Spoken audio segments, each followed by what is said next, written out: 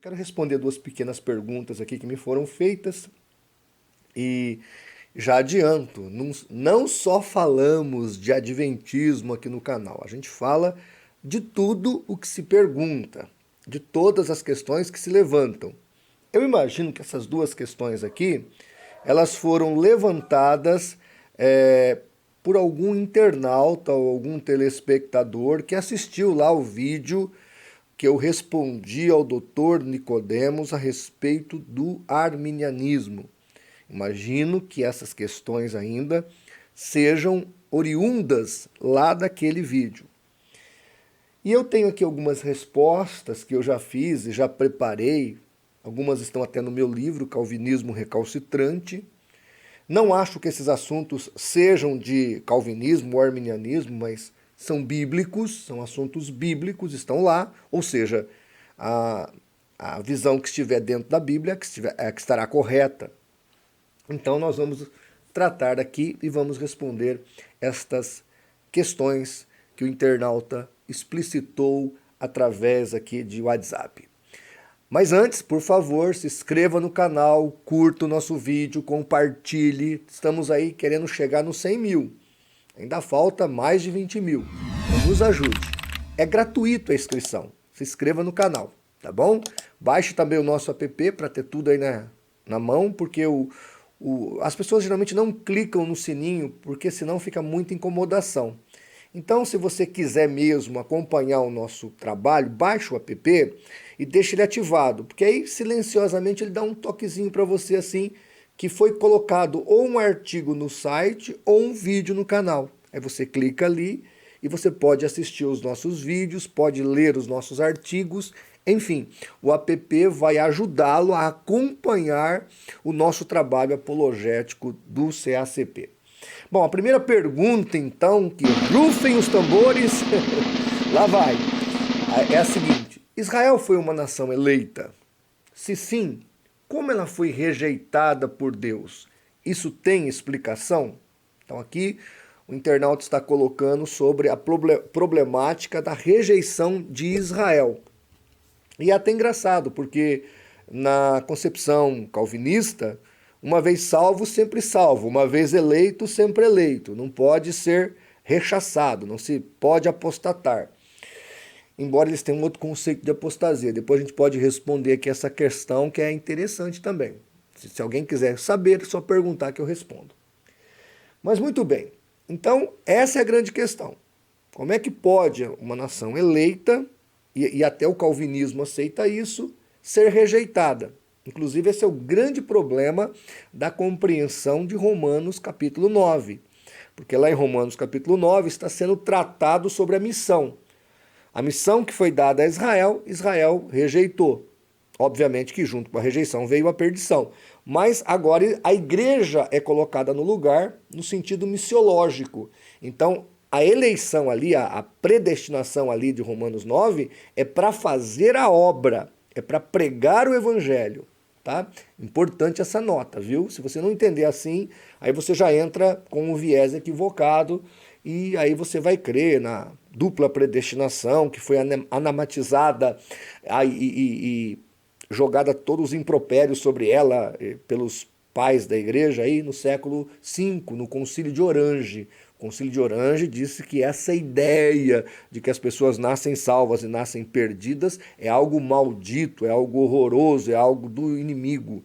Não sou eu que estou dizendo, é o Concílio de Orange. Eu vou pôr aqui na tela para você depois conferir, tá? Se você quiser os documentos da igreja, é um livro muito interessante, é um livro antigo, eu tenho o PDF, você pode me pedir que eu te mando, lá está escrito os fatos sobre o Concílio de Orange. Mas nessa questão eu deixo para o grande, saudoso apologista Dave Hunt responder. Eu vou ler e ponho aí na tela para você o que Dave Hunt escreveu. Dave Hunt disse assim: Israel é chamado de eleitos de Deus, tanto no Antigo Testamento quanto no Novo Testamento. Isaías 45, 4, 65, 9 e 22, Mateus 24, 31. Não há dúvida de que Deus, continua Dave Hunt, escolheu Israel, o chamou e o atraiu para si com laços de amor.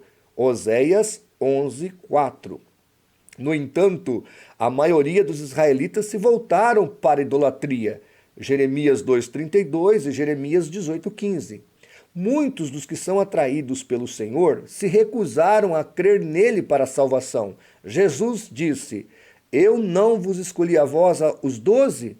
No entanto, um de vós é um diabo. Ele falou de Judas. João 6, 70 e 71. Bem, para mim, a explicação do Dave Hunt é muito clara, é muito explícita. Deus não queria que Israel fizesse o que fez. Mas Israel, como tem livre-arbítrio, ainda que o nosso livre-arbítrio seja enfermado e esteja adoentado pelo pecado, ainda temos livre-arbítrio. Israel, usando seu livre-arbítrio, se voltou contra Deus. Lá no livro de Atos, quando Estevão está pregando, ele fala, olha, vocês judeus, ele está se referindo aos judeus, resistiram ao Espírito Santo, devido à dura cerviz que vocês têm, a coluna que não dobra. Então, por causa disso, vocês estão sendo rejeitados. Então, a explicação do Dave Hunt aqui, eu acho que responde essa questão. Por que Israel era eleito? Sim. Como ele foi rejeitado? Pela rejeição que ele teve por Cristo e pelo plano de Deus. Ele rejeitou Israel, por isso foi rejeitado. A segunda pergunta é muito interessante e, lógico, o dicionário vai responder essa questão, o dicionário Strong. E a pergunta é, soberania e determinismo são a mesma coisa? Soberania e determinismo, porque as pessoas fazem confusão. Então, alguns acreditam que para Deus ser soberano, todas as coisas têm que estarem predestinadas. Todos os fatos têm que estarem determinados. Se os fatos não estiverem ali escrito por Deus como vão acontecer, Deus não é soberano. E eu até outro dia eu vi um exemplo interessante, não é porque o presidente da República é soberano que pessoas não vão cometer infração. E quando uma pessoa comete um crime, uma infração contra o Brasil, ou contra o Estado, ou contra o município, não significa que a autoridade instituída não parou de ser soberana. Tanto que nos prédios da prefeitura está escrito Passo do Domus, ou seja, o espaço daquele que manda, daquele que é senhor. Então, o fato de um munícipe cometer uma infração ou cometer um crime não tira a soberania do prefeito eleito. O fato dos homens pecarem e desobedecerem a Deus contra a sua vontade não tira a sua soberania. Então, essa confusão é completamente equivocada por parte de alguns. E aqui, alguns, porque nem todos os calvinistas também vão entrar nessa neura, não vão entrar por esse caminho. Mas vamos lá. Lendo aqui o dicionário, há duas palavras gregas comumente traduzidas por soberano no Novo Testamento. Acompanhem comigo. Uma é dunastes, que de acordo com a concordância Strong significa príncipe, potentado, cortesão, alto oficial, ministro real de grande autoridade. E a outra é despotes, que significa mestre, senhor. É digno de nota que não há nenhum léxico que inclua determinar cada ação como um sinônimo ou mesmo um atributo necessário para essa soberania. São coisas diferentes. Ser soberano é ser senhor de tudo, é ter controle e domínio sobre todas as coisas. Determinismo, por outro lado, é determinar cada ato do indivíduo, o que vai muito além do conceito básico de soberania. Então tá aí a palavra, as duas palavras em grego para soberania, que é dunaste e despotes. E nenhuma dessas duas palavras, a ideia está, uma ideia de controle absoluto das atitudes do indivíduo estão incutidas nelas.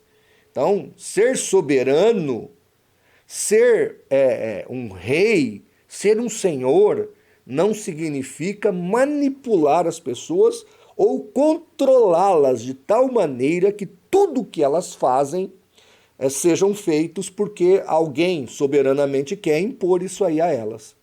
Tá certo? Isso não acontece na Bíblia, não acontece na língua grega e não acontece na realidade. Deus, ele é soberano, mas nem todas as nossas atitudes elas estão determinadas. O que está determinado é um macro. Então, por exemplo, Jesus vai voltar. Goste a humanidade ou não, Jesus vai voltar. Isso está determinado.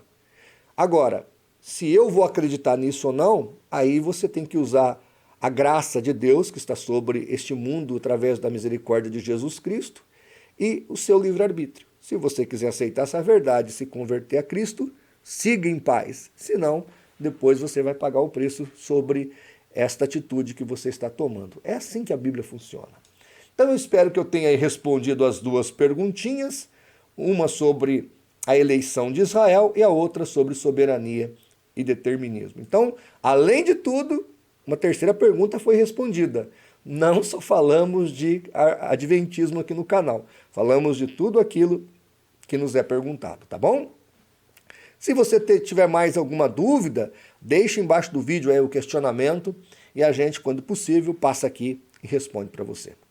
Então, muito obrigado pela sua audiência e até o próximo vídeo, se Deus assim permitir.